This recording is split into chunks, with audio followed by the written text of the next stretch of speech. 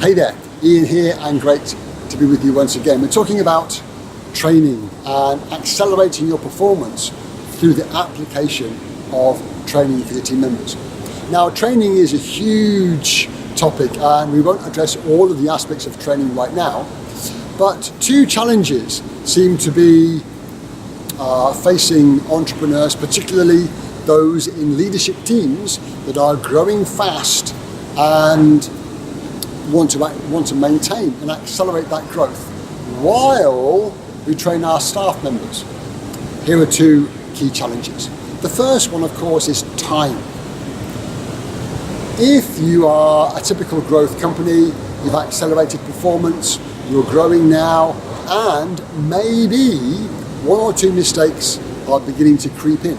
There's a complaint from a customer, there was a mistake made in some of the product delivered, there are miscommunications going on between team members, all of that type of thing.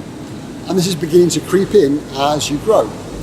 Now, the obvious antidote for that is to apply some training. However, in typical growth companies, there's not much time. Executives might say, training is a great idea, but you're going to have to give me a month off to design a training course to cope with that problem. Naturally, that's a challenge. So what do we do? The first challenge is therefore time. The second one is how attractive training makes a team member to a competitor. Let's look at those two real quick. The first one, time. My advice is don't approach training in too large a chunk. Limit the training to problems that are occurring now. You might have one big issue called customer service, product delivery, product life cycle, communication. They sound like really big problems, and it will take you several months, several weeks, if not months, to design a course to address all of that in its entirety. Pick specific problems that are occurring right now and put in a checklist, a protocol, a procedure that addresses that particular class of problem. So you have to know when that problem occurs and know how to apply the training to that problem. And then you'll see typically that those big issues start and diminish in size because you attack the components of them as you go through. So step one, address the training to problems occurring right now, and it won't take executives or any other team members several weeks to do it. It might take a few days. Step one. Step two, my team members becoming attractive to the competition. Can you prevent that from happening? No. In my view, you can never prevent it from happening. You can do things like bonding staff so you hold some sort of a repayment agreement if they leave within certain number of months or years after the training. That's been applied. I'm not saying it's right or wrong. I wouldn't choose to do it myself, but some companies take that approach. What I would encourage you to do is to keep investing in training. And for two main reasons. First of all, you recoup the ROI, the return on investment in training, almost immediately.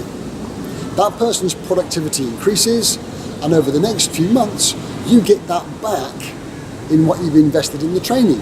So the ROI is very quick and immediate, and over the course of a year or two, what you spent in the training has already been recuperated. And if they choose to leave, then you've got that production increase already in the bag. The second major reason is if you are a manager that wants to help raise the performance of the team members and reap the rewards for that, training rubs off. If you invest in one person's training, the other person's morale goes up because they see that you are prepared to make that investment. Excuse me.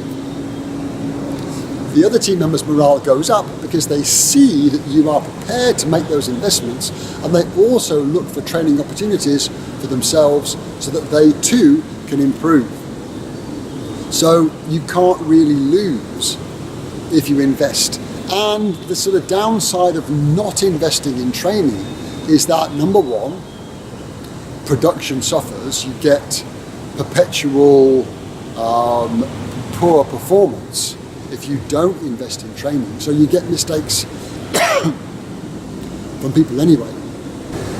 The second major reason, the second major consequence of not investing in training is that morale gradually goes down, and they look for other opportunities that do provide training. So they're going to want to leave anyway. And when that happens, you've had poor production and you've lost the team member anyway as a matter of course. So I hope that's given you a bit of encouragement to begin thinking seriously about training incrementally, particularly if you're very busy, and also for the second major reason that if you don't, you're going to suffer poor performance over the long term and maybe lose the team member anyway.